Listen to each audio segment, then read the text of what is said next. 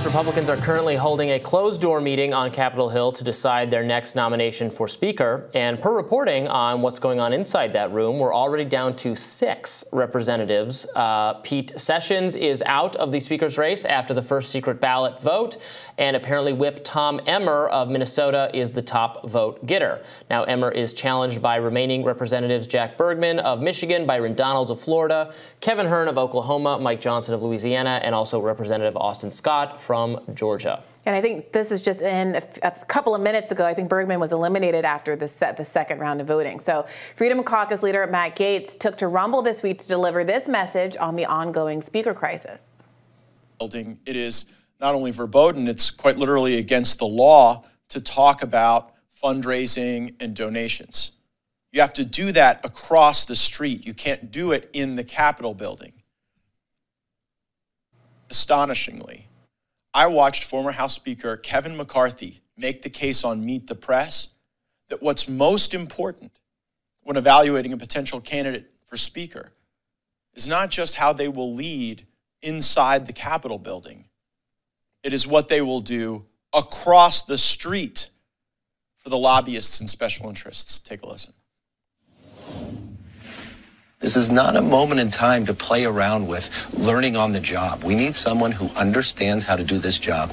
I believe Tom Emmer, our whip, he's been in the room with all of our successes, from our bills to secure the border, from Parents' Bill of Rights, from cutting $2 trillion, getting work requirements. He knows how to do the job across the street at the same time, helping us win the majority. He sets himself head and shoulders above all those others who want to run. We need to get him elected this week and move on and bring this not just party together, but focus on what this country needs most. I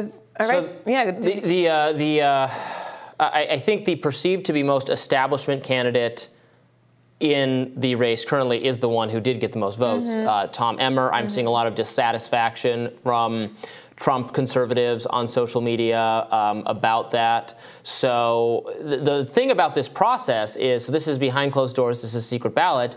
At the end of this process, they'll have a new designated Republican candidate for Speaker. There is no reason to think, there's no guarantee, no reason to believe that at the end of the day, whoever this person is, whether it's Emmer or someone else, is any more likely than Jim Jordan to get enough votes to actually become Speaker. I don't know why the holdouts would change their mind now. We haven't heard anything that's going to be the case. Yeah, and like I mentioned, I think yesterday or the day before, the real hard deadline where perhaps the holdouts might start to feel pressure is the November 17th. Yes. When the government runs out of money, the temporary funding bill runs out.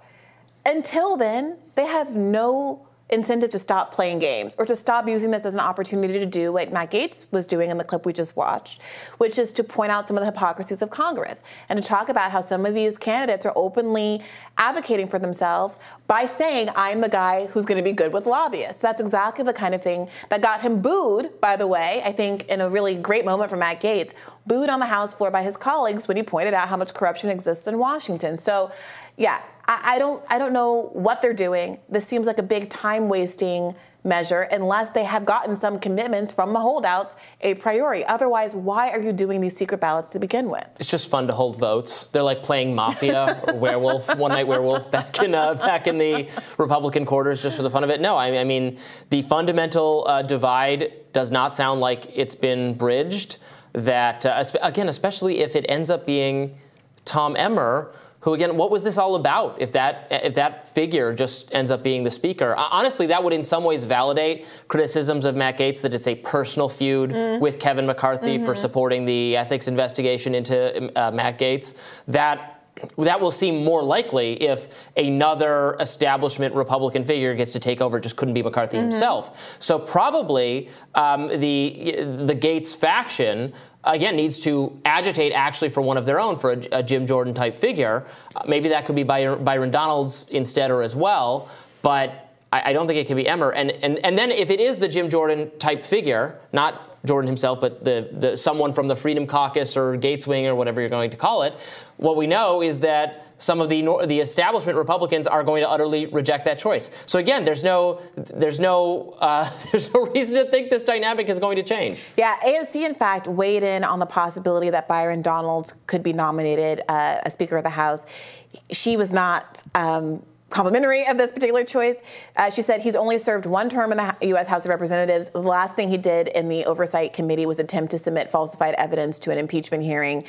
So he's already getting some criticism just for being too junior for it. Whether or not anybody really cares about AOC's opinion, this is a whole other question. But it will definitely. That's probably good for his chances. It might be. AOC hates me. The one person AOC doesn't want to see as leader of the Republican caucus and as Speaker of the House. Well, I do wonder if it's a little bit like I'm too junior. You know when somebody runs for something that you had to kind of take yourself out of because you assumed that you weren't qualified, and then they're even less qualified than you. I feel like that was a little bit what was going on with some of the force the vote moments with these progressives. In the first instance, everyone was saying, well, who could possibly step up to replace Pelosi? And now that she's seeing, it could have been her.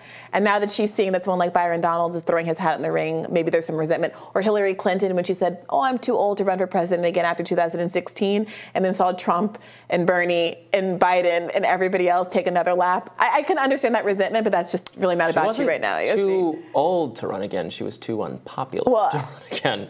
Or even in the first place. No argument for me there. Well, it'll be interesting to keep following this dynamic. I predict a lot more votes, and maybe they'll settle something by the November 17th deadline.